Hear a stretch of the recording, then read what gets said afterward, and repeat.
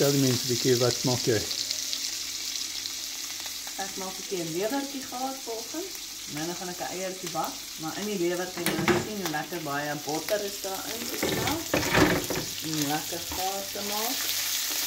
Dit is eintlik om 'n sousie te maak. So as die lewertjie lekker gaar is, dan gaan ek so 'n bietjie van die double cream plain yoghurt. En dan daarbij inmeng, dan het jy 'n lekker sousietjie saam met die lewer.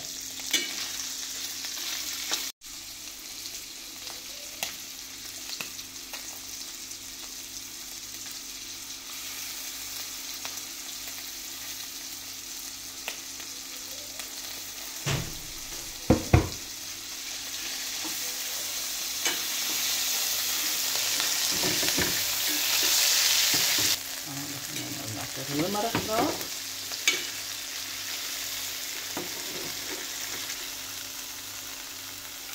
Lekker romerige lewertjie. Hoeveel botter het jy ingesit? Ek probeer maar die gelyke hoeveelheid. Ek neem aan my botter was ook omtrent so 40 ml, 2 eetlepels, 2,5 eetlepels, ja. Yoghurt het jy ingesit. Dit is omtrent so 2,5 eetlepels, met ander woorde eetlepels 15 ml, so 30, sê maar 40 ml.